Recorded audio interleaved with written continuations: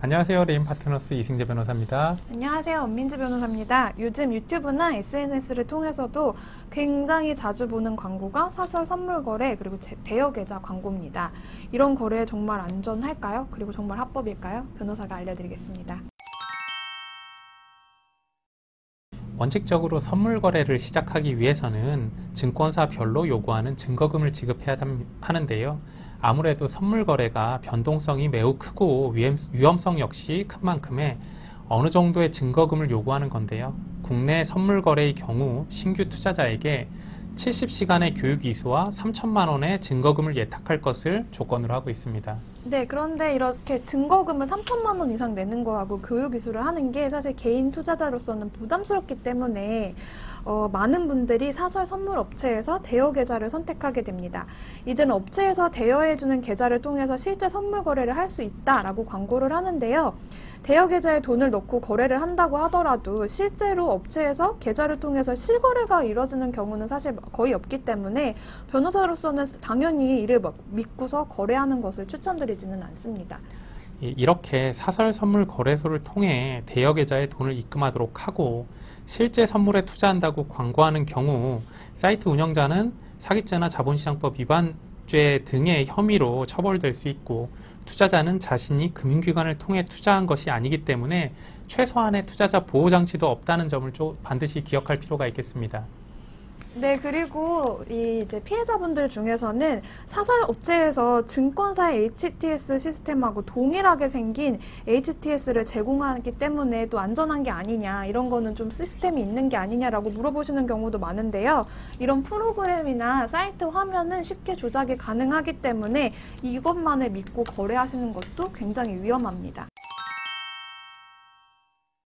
사설 선물 거래는 선물 자체를 거래하는 경우도 있지만 지수가 1분이나 3분 후에 오를지 내릴지에 돈을 거는 형태, 즉 바이너리 옵션의 형태로도 거래가 가능합니다.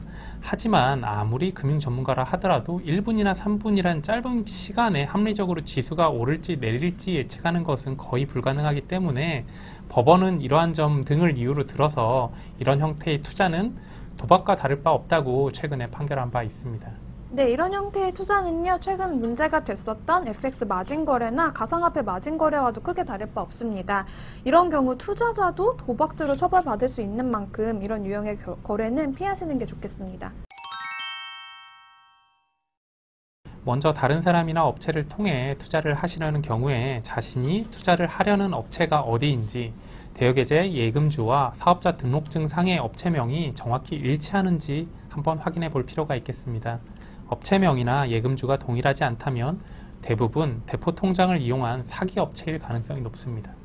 네, 그리고 이미 돈을 투자한 경우라고 한다면 투자 수익을 출금하려고 할 때 그럴듯한 이유를 대면서 출금이 안 된다고 하고 추가로 입금을 요구한다면 사기업체일 확률이 99% 이상이라고 보시면 됩니다. 예를 들어서 투자 수익이 너무 커서 국내 계좌로 출금이 불가능하다고 한다든가 세금 절감을 위해서 해외 계좌를 통해서 출금을 해야 된다라는 경우도 있는데요. 이렇게 출금을 미루거나 계속 안 해준다면 사기업체라고 생각하고 바로 신고하셔야 합니다.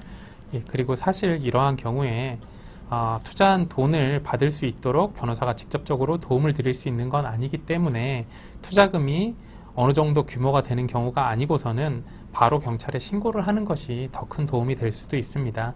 하지만 투자금이 상당하다든지 가해자에 대한 엄벌을 원하는 경우 가해자에 대한 민사소송도 아울러 생각하고 계시다면 저희에게 언제든지 연락을 주시면 됩니다. 네, 투자 열풍 때문인지 최근 투자 사기로 어려움을 겪고 계시는 분들이 상당히 많은데요. 오늘 저희 영상이 조금이라도 도움이 되셨으면 좋겠습니다. 예, 오늘 영상 도움되셨다면 좋아요와 구독도 부탁드릴게요. 고맙습니다.